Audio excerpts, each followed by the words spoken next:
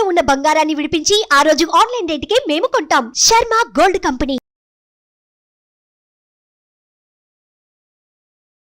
నమస్కారం. సుమన్ టీవీ ప్రేక్షకులకు స్వాగతం. ముందుగా సుమన్ టీవీ ప్రేక్షకులకు శ్రీ క్రోధినామ సంవత్సర ఉగాది శుభాకాంక్షలు. ఈ క్రోధినామ సంవత్సరం ద్వాదశ రాశుల వారికి ఈ రకంగా ఉండబోతుంది, నవగ్రహాల స్థితిగతులు ఎలా ఉన్నాయి, వాటి వల్ల ఎటువంటి ఫలితాలు వెలువడున్నాయి అనే విషయాన్ని తెలియజేసేందుకు మనతో పాటు ఉన్నారు శ్రీ వీరబ్రహ్మేంద్ర స్వామి ఉపాసకులు, ప్రాచీన సంఖ్య మరియు ప్రశ్నాశాస్త్ర నిపుణులు కృష్ణమాచార్యులు గారు. గురుగారు నమస్కారం అండి. జై వీరబ్రహ్మ జై గోవిందమాంబజీ. నమస్కారం అమ్మ. గురుగారు, ప్రాచీన సంఖ్య మరియు ప్రశ్నాశాస్త్రం ప్రకారం మనకి మీ కన్యా రాశి వారికి ఈ క్రోధినామ సంవత్సరం ఎలా ఉండబోతుంది? శివాయ బ్రహ్మణే నమ, వీరబ్రహ్మేంద్ర స్వామినే నమో నమ. జై వీరబ్రహ్మ జై గోవిందమాంబజీ. కన్యారాశి వారికి ఆదాయం 5, వ్యయం 5, రాజ్యపూజ్యం 5, ఇక అవమానం మాత్రం 2. ఇక లగ్నస్థానంలో కేతు సంబంధమైన స్థితి. ప్రశ్నాశాస్త్రాన్ని అనుసరించి చూస్తే దేవగురువు అయినటువంటి బృహస్పతి దైనందిన జీవితంలో ఎంతో కాలంగా పెండింగ్లో ఉన్నటువంటి పనులన్నీ కూడా పూర్తి చేసుకోగలుగుతారు.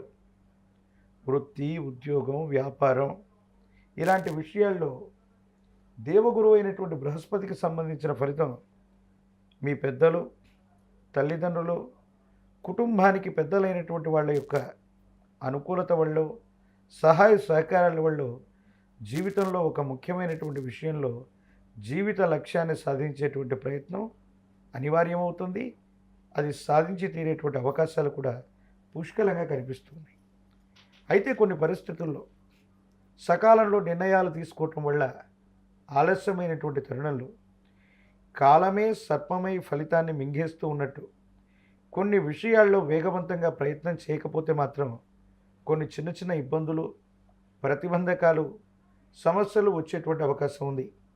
ఆర్థికపరమైనటువంటి అంశాలు బాగున్నాయి, వృత్తి వ్యాపార సంబంధమైన స్థితిగతులు బాగున్నాయి.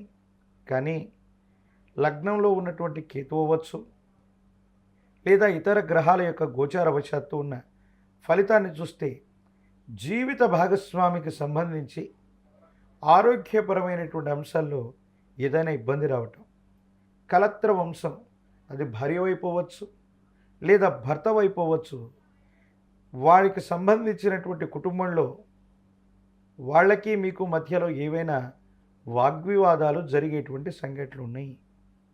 లేదా ఆ వంశానికి సంబంధించినటువంటి వ్యక్తుల్లో ఎవరికైనా సరే ఆరోగ్యపరమైనటువంటి అంశాల్లో తీవ్రమైనటువంటి ఇబ్బందులు పడేటువంటి అవకాశం ఉంది. ప్రత్యేకించి ధనాదాయం బాగున్నప్పుడు, చేసే ప్రతి ప్రయత్నం లాభించినప్పుడు మళ్ళీ మనం ఈ ఉన్నటువంటి ధనాన్ని వేరొక చోట మనం పెట్టుబడి పెడుతూ ఉంటాం. ఇటువంటి పరిస్థితుల్లో స్టాక్ మార్కెట్లు అవ్వచ్చు, జూదం అవ్వచ్చు, సులభంగా ధనాన్ని సముపార్జిద్దామన్న ఆలోచన ఈ రాశి జాతకులు కనుక ఇటువంటి వ్యవస్థల్లోకి వెళితే మాత్రం తీవ్రమైనటువంటి ఇబ్బందులు ఎదుర్కొంటారు. కొన్ని సమస్యలు వస్తాయి. అంటే మంచి చెడుల యొక్క మిశ్రమం ఫలదాయకంగా ఉంది.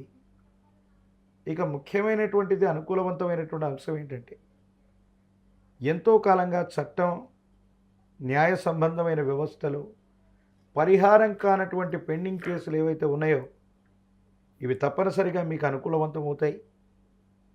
ప్రత్యేకించి కుటుంబానికి సంబంధించిన యజమాని స్థానంలో ఉన్న తండ్రి అవ్వచ్చు, అమ్మగారు అవ్వచ్చు, ప్రత్యేకించి అత్తగారు అవ్వచ్చు, మామగారు అవ్వచ్చు, కుటుంబంలో పెద్దవాళ్ళైనటువంటి వ్యక్తుల యొక్క ఆరోగ్యపరమైనటువంటి అంశాల పట్ల తస్మాత్ జాగ్రత్తగా ఉండటం చెప్పదగినటువంటి సూచన.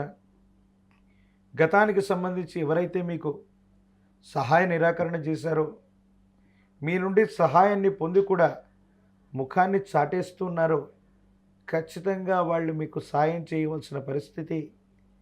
ఒక ముఖ్యమైనటువంటి సందర్భంలో మీ యొక్క అండదండలు వాళ్ళకు అవసరమవటం, తత్కారణంగా వాళ్ళు తప్పనిసరిగా మీకు పరోపకారాన్ని చేసేటువంటి అవకాశం కూడా తప్పకుండా ఉంది.